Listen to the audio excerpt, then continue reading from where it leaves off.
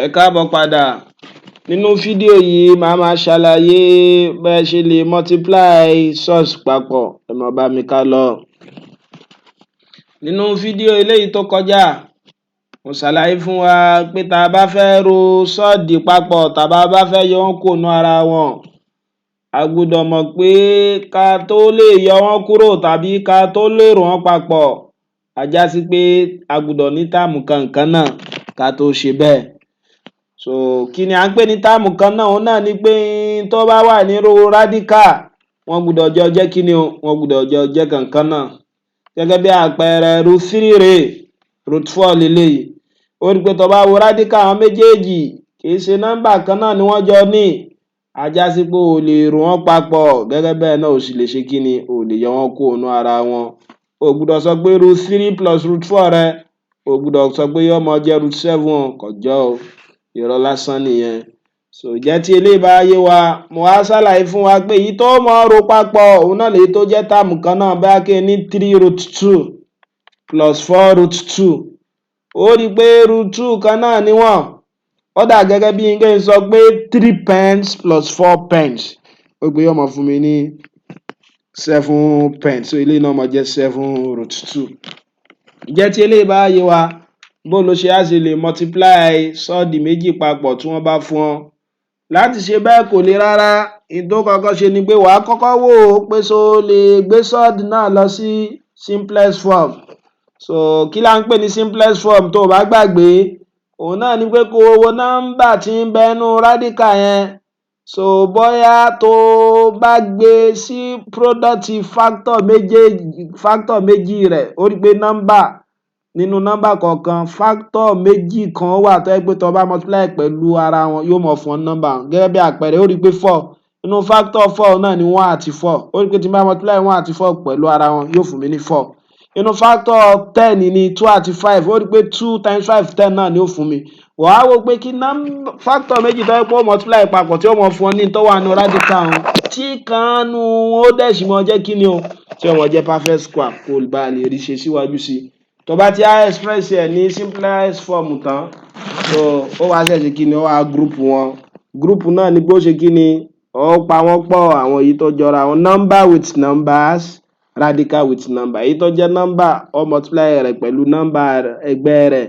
Èyí tó jẹ́ radical, ó multiply pẹ̀lú radical ẹgbẹ́ rẹ̀. Ǹjẹ́ tí eléyìí bá yé wa, jẹ́ fún wa ní àpẹẹrẹ. Example. Simplify. Alákọ̀ọ́ a ní √18 times √32. Óyá, ẹ jẹ́ á ṣe. Láti ṣe eléyìí kò le rárá. So √18 times √2, má gbàgbé tí mo lọ́kọ́ ṣe wò ó pé ṣé o lè ṣe kí ni o? Ṣé o lè gbé sí n tí à ń pè ní kí ni o? N tí à ń pè ní simplest form. Ó rí pé mo lè gbé lọ sí simplest form. Sórí 18 yìí nísìn, ó lè jẹ́ kí ni o? 9 times 2 àbí? Ó rí pé 9 perfect square ni. A já sí pé mo lè sọ pé 9 times 2 multiply by 16 times 2. So ti wà, torí 16 times 2 32 lòun náà jẹ́. Tó bá tú wọn lẹ́ǹkan, má gbàgbé √ab, same thing as √a times √b. A já sí pé lè ọmọ jẹ́ √9 times √2 times √16 times √2. So √9 ọmọ fún mi ní 3 àbí? √2 multiply by 4 √2. Ǹjẹ́ tó bá ti ṣe lẹ́yìn rẹ̀ tán, kí ló máa ṣe? Ó máa wá pa wọ́n pọ̀, àbí kó mọ̀ pín wọn sí ikọ̀. Má dẹ̀ gbàgbé pé bó ní kó tó lè pín wọn sí ikọ̀, a jẹ́ sí pé ikọ̀ nọ́mbà ó gbé wọn papọ̀. Ikọ̀ radical náà ó ṣe kí ni o? Ó gbé wọn papọ̀. Nọ́mbà nísìnyí ó máa jẹ́ kí ni o? 3 times 4. Ó rí pé nọ́mbà nìyẹn. Then times √2 times √2. So ti yé wa báyẹn. Ó rí pé nọ́mbà ikọ̀ rẹ̀ á kó papọ̀. Ikọ̀ radical náà ṣe kí ni? Á kó papọ̀. 3 times 4 yóò mọ̀ fún mi ní 12 àbí? Times √2 times √2 yóò mọ̀ fún mi ní 2. Mo gbàgbé òfin o pé tó bá ní √a times √a, kí ni ó mọ̀ fún mi o? A ni ó mọ̀ jẹ́. So ti yé, √Gàfárì times √Gàfárì, kí ni ó mọ̀ fún mi o? Gàfárì ni ó mọ̀ jẹ́. √100 times √100, 100 ni ó mọ̀ jẹ́. So ti yé wa báyẹn. So there la fi get 2. So 12 times 2 yóò mọ̀ fún mi ní 24. Ìjẹ́ tí eléyìí bá yé wa, ẹ jẹ́ kí n fún wa ní àpẹẹrẹ mìíràn. àpẹẹrẹ. So number 2, I have root 3 times root 27 times root 40 times root 30. Láti ṣe eléyìí náà kò le rárá, wò ó pé so lè gbé sí kíni o, sí simplest form. Yóò mọ jẹ́ root 3 times, sọ pé mo lè ní root 9 times root 3. So bó ló ṣe lè gbélé síbẹ̀ 40, kí ni àwọn nọ́mbà tó mọ multiply pẹ̀lú ara wọn? Bó lè ní root 10 times root 4 then multiply by so then multiply by root 10 times root 3. Root 10 times root 3. Jẹ́ ká ṣe síwájú sí. Ajá sí gbélé ọmọ fún mi ní root 3 times, ó rí pé kí ni root 9 mi ọmọ jẹ́ 3 root 3, àbí? Multiply by 2 root 10, àbí? Multiply by root 10 times root 3. Ó rí pé tó bá pa wọ́n papọ̀, àwọn eléyìí tó gbéra wọn. Sọ pé nísìn mo lè ní 3 root 3 times root 3 àkọ́kọ́ náà yóò fún mi 3, àbí? 3 times 3 eléyìí yóò jẹ́ 9 times root 3, ó lè gbé wá báyìí, àbí? Then times 2, kí ni root 10 times root 10? That is 10 times 10. So ti yé wá báyìí. So eléyìí ọmọ ó jẹ́ kí ni o? 9 times 20. So yìí bó ṣe jẹ́ 20 times root 3. Yóò máa jẹ́ kí ni o? 180 root what? 180 root 3. Ó rí pé kò lè rárá, ó dẹ̀ lè ṣe kí ni? Ó lè ṣe sí iwájú sí. Ó lè ṣe síwájú sí. Eléyìí ni bó ṣe máa ṣe kí ni? Bó ṣe máa multiply sọ́ọ̀dì papọ̀. Ìjẹ́ tí eléyìí bá yé wa, ẹ já lọ sí division. Bó ló ṣe mọ divide sọ́ọ̀sì papọ̀? Ìgbésẹ̀ méjì náà ló gbé ń bẹ̀. Ìgbésẹ̀ àkọ́kọ́ ni pé rí i pé ṣé o lè express ẹ̀ ní simplest form. So tó bá lè express ẹ̀ ní simplest form, ó ṣe. So lẹ́yìn náà ó wá wò pé denominator rẹ ṣé kò sí ní radical. Ajá sí pé tó bá wà ní radical, ó mọ gbé sí kíni o? Ó mọ dá padà sí rational number, eléyìí tí à ń pè ní rationalization. Wà á rationalize ẹ̀. Bó ló ṣe máa rationalize ẹ̀? In tó à ń pè ní rationalize ẹ̀ ni pé kó gbé radical ń kúrò. Ajá sí pé jẹ́ ń béèrè lọ́wọ́ rẹ̀ ká pé mo ní irúfẹ́ nǹkan báyìí. So jẹ́ ń lo eléyìí tí ó ṣe perfect square kó bá lè yé wa lákòótán. Ó rí pé tí n bá nírú nǹkan báyìí, tí n bá fẹ́ gbé radical kúrò, sọ pé láti gbé radical kúrò kò lè rárá. Òun ni pé ó rí pé ká pé ń bá multiply rẹ̀ pẹ̀lú root 8 padà, sọ pé radical wọn ó kúrò. Ó dà gẹ́gẹ́ bí òfin, má gbàgbé pé mo ní tó bá ní root kíní kan times root kíní yẹn, yóò mọ̀ fún ọ ní kíní yẹn. Bí kí n sọ pé root Gàfárì times root Gàfárì, so Gàfárì ni ó jẹ́. Ajá sí pé tó bá ní 2 tẹ́lẹ̀, tí 2 ti wá gba radical, tó wá fẹ́ kí radical wà lórí 2 yẹn mọ́, ajá sí pé tó ṣe ni pé ọmọ multiply pẹ̀lú root 2 padà. Mo rò bó ti yé wa. So gẹ́gẹ́ bẹ́ẹ̀ náà ló ṣe mọ̀ ṣe, ó wá ṣe tẹ̀síwájú sí. Ẹ jẹ́ kí n fún wa ní àpẹẹrẹ ó bá lè yé wa yékéyéké. Example. Simplify 3 over root 5. 5 root 2 divided by 2 root 5. Láti ṣe eléyìí kò lè rárá. Ó rí pé eléyìí ọmọ fún ẹni kí ni o? 3 root 5. Òun náà ni pé kí ni? Ó rí pé eléyìí tí ẹ ti wà ní simplest form, ṣùgbọ́n tó bá wo denominator rẹ̀, ó ní root, ó ní radical, ó lè tẹ̀síwájú sí. Ajá sí pé tó bá fẹ́ tẹ̀síwájú lórí rẹ̀, ó ṣe kí ni o? Ó pa radical yìí. Má dẹ́ gbàgbé òun náà ni mò ń pè ní rationalize. Wà á rationalize ẹ̀. Rationalize ẹ̀ ni pé kó ṣe pé kó mọ́ ní radical mọ́.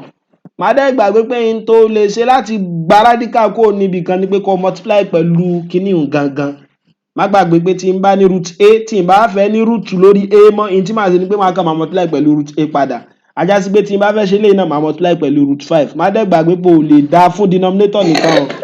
èyí tó bá ṣe fún Táíwò o gbọ́dọ̀ ṣe kí ni o gbọ́dọ̀ ṣe fún Kẹ́hìndé ajá sí pé lè ọmọ fún mi ní 3√5 multiply by √5 divide by √5 tó ti torí eléyọ̀ padà fún ẹ ní 1 then o ṣàbòsí fún sàlẹ̀ nìkan o gbọ́dọ̀ fún tòkè náà ó rí pé ká multiply má dẹ́gbàá pé bó ṣe lá multiply nọ́mbà pẹ̀lú nọ́mbà ikọ̀ nọ́mbà pẹ̀lú ikọ̀ nọ́mbà ikọ̀ radical pẹ̀lú ikọ̀ radical ajá sí pé lè ọmọ fún mi ní 3√5 àbí bẹ́ẹ̀ kọ́ ni divided by what is 5√5 times 5√5 yóò mọ̀ fún mi ní 5 yóò mọ̀ jẹ́ 3/5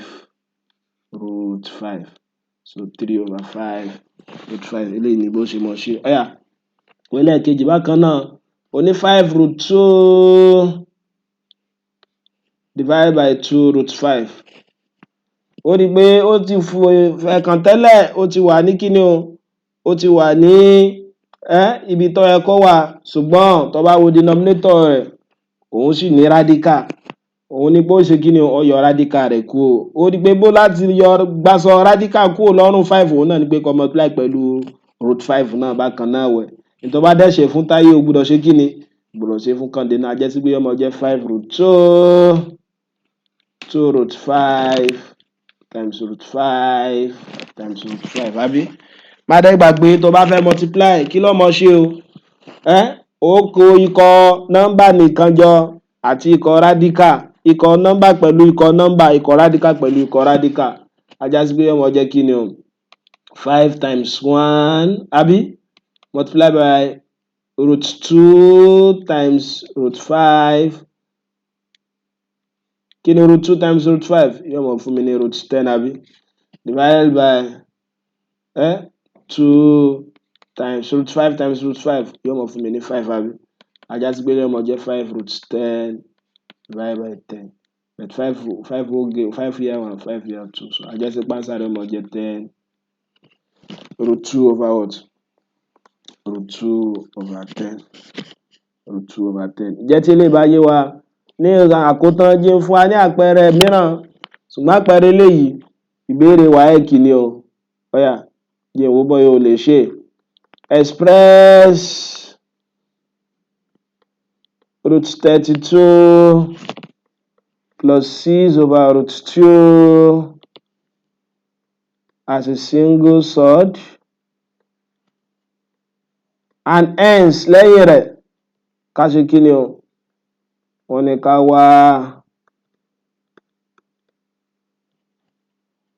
7/√2 √32 plus 6/2 tí wọ́n ní ká ṣe ni pé ká kọ́ wá arákùnrin yìí lẹ́yìn tá a bá wá tán ká multiply rẹ̀ pẹ̀lú 7/2 jẹ́ ká ṣe síwájú sí láti ṣe kò lè rárá òun náà ni pé a ní kí ni a ní √32 plus 6/2 so òun náà ni pé má gbàgbé tí mo lọ́wọ́ kọ́ ṣe òun náà ni pé wàá kọ́ gbé eléyìí sí simplest form rẹ̀ tó bá ṣe é ṣe lẹ́yìn náà wàá ṣe kíni wàá ṣe wọ́n síwájú sí ó di pé ó ṣe é ṣe bẹ́ẹ̀ eléyìí ọmọ fún mi √16 times √2 àbí then plus 6 divided by √2 ó di pé eléyìí ọmọ jẹ́ 4√2 plus 6 over what over √2 o lè ṣe síwájú sí in tó lè ṣe òun náà ni pé bóyá kó find the LCM eléyìí tàbí kó ṣe kíni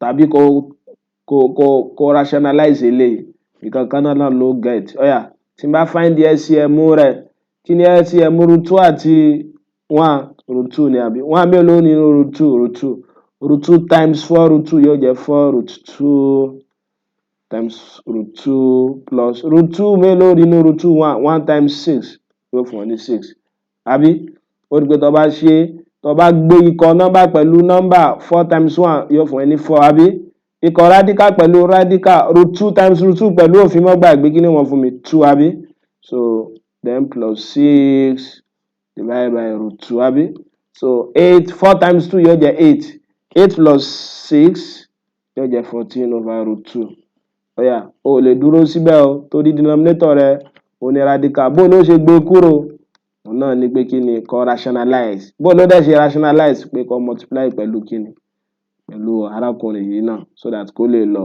yóò máa fún ẹ ní 14√2/2.